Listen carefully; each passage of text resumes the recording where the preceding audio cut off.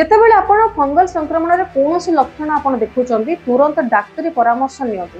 पूरा फंगल चिकित्सा नियम मानिबा निहाती आवश्यक, कारण फंगस मध्य औषध प्रतिरोध बढ़ुची एवं किछि न करिकि जेतेबेले आपण पाख दुकान रो कोनोसी मेडिसिन खाउचंती किबा मन इच्छा जेतेबेले आपण मेडिसिन खाउचंती ताहा हुए तो किछि परिमाण रे आपण को भलो कर देई पारे किछि समय रे, किंतु यह संपूर्ण भाव रे भलो ही न थाए। कारण फंगल संक्रमण फुसफुस पई विपद हो पारे कि जितेबाला प्रश्न पचराइला सेतेबाला डाक्टर सोनाल आउ लिभासा हॉस्पिटल मोहाली पल्मोनारी मेडिसिन विशेषज्ञ कहले जे लगातार आर्द्रता फुसफुस रे फंगस बढ़िबा को सुजोग देइथाय।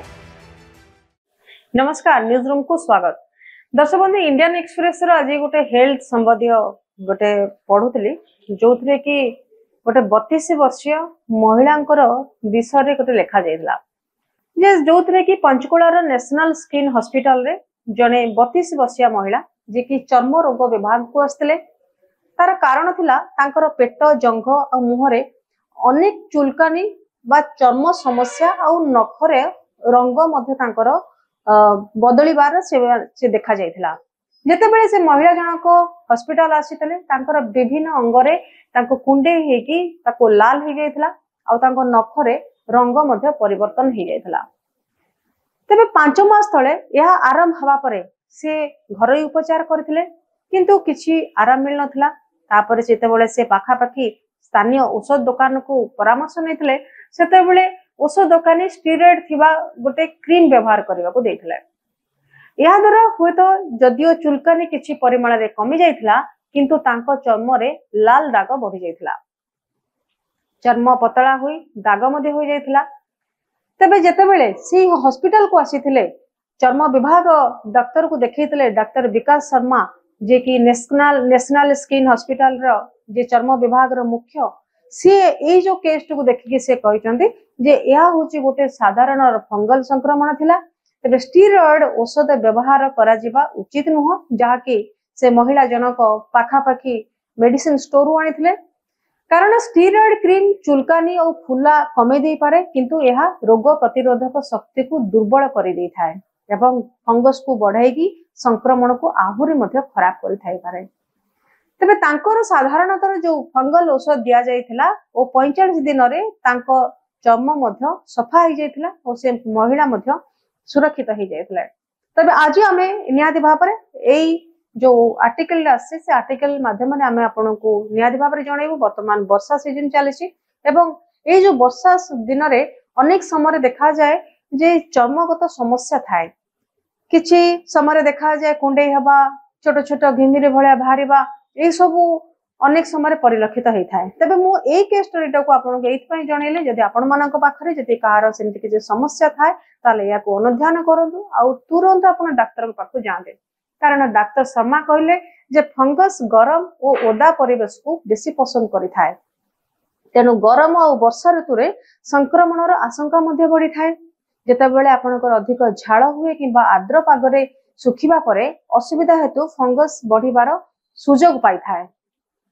एवं ए जो फंगल संक्रमणर लक्षण जदि आमे कहिबा ताले ए जो यार लक्षण होची चुलकानी हबा, चमरे लाल दाग पड़िबा, नखर रंग परिवर्तन हो जिबा एवं काश मध्य आपन को हे पारे। तबे डाक्टर जेतेबेले विकास भूटानी और फोर्टिस हॉस्पिटल मोहाली रो इंटरनेशनल मेडिसिन निर्देशक मध्य कथा रे अनुध्यान करी कहिसंती जे सबुटु साधारण हेउची एथलेटिक्स फुट, जोठी गोड़ आंगुठी मध्य रे गोलाकार भाव रे लाल दाग देखा जाए बा गुप्तांग अंचल रे ओदा जगार जेमति कि गुप्तांग हो किंबा स्तन तल हो और नखरे मोटा और रंग बदलिबा देखा जाय थाए।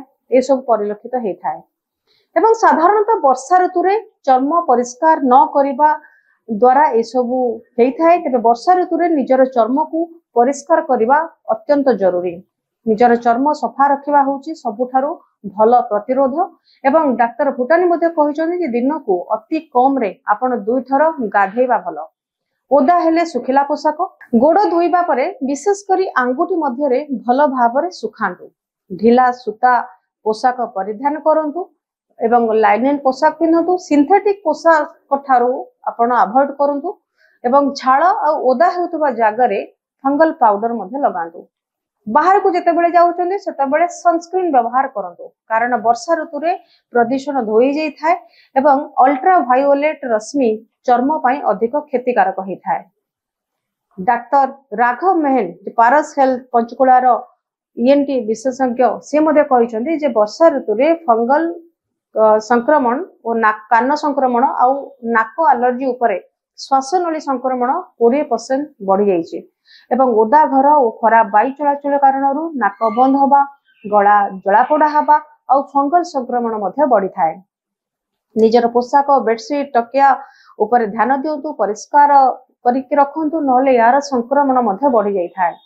एवं आहुरी मध्य से दही फर्मेंटेड खाद्य खाइबा को जातीय प्रोबायोटिक खाद्य खाइबा को मध्य से कहिसंती जहा कि रोग प्रतिरोधक शक्ति मध्य बढ़ाए अत्यधिक माने प्रक्रियाजात और चीनी युक्त खाद्य अवॉइड करिया पई से कहिसंती कारण फंगल संक्रमण फुसफुस पई विपद हेई पारे कि जेतेबेले प्रश्न पचराइतला सेतेबेले डाक्टर सोनाल आउ लिभासा हॉस्पिटल मोहाली रो पल्मोनारी मेडिसिन विशेषज्ञ कहिले जे लगातार आर्द्रता फुसफुस रे फंगस बढ़ेगा को सुजोग देई थाए।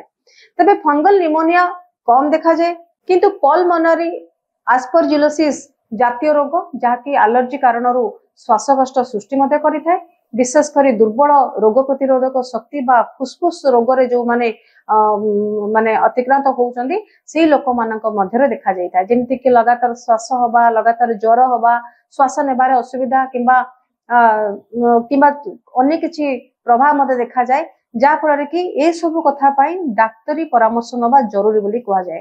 जेतेबेले आपण फंगल संक्रमण रे कोनोसी लक्षण आपण देखुचंदी तुरंत डाक्तरी परामर्श नियंतु पूरा फंगल चिकित्सा नियम मानिबा निहाती आवश्यक कारण फंगस मध्य रे औषध प्रतिरोध मध्य बढ़ुची एवं किछि न करिकि जेतेबेले आपण पाख दुकान रो कोनोसी मेडिसिन खाउचंदी किबा मन इच्छा जेतेबेले आपण मेडिसिन खाउचंदी ताहा हुए तो किछि परिमाण रे आपण को भलो करि देई पारे किछि समय रे किंतु यह संपूर्ण भाव रे भलो ही न थाए।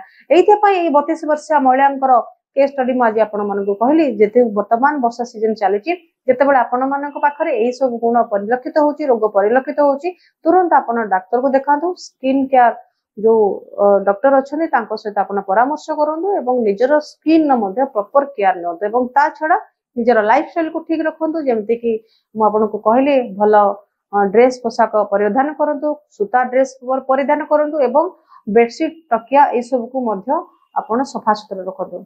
आज हेल्थ टिप्स रे आशा करूछु आपन भल लागथो जदि भल लागिछ हम चैनल को आपण लाइक शेयर सब्सक्राइब कर रोजी। नमस्कार।